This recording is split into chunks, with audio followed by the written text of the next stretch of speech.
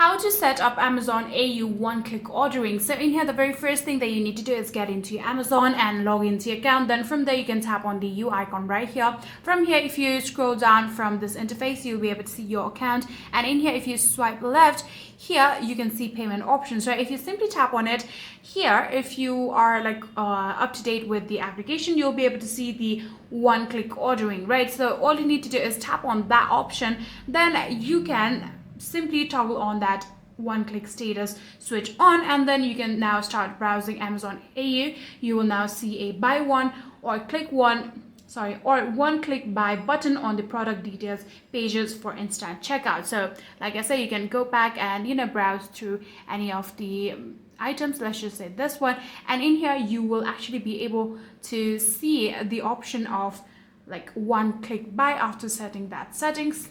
And that's all you need to do. If you guys do have any further queries, please let me know in the comment section down below. And thank you so much for watching.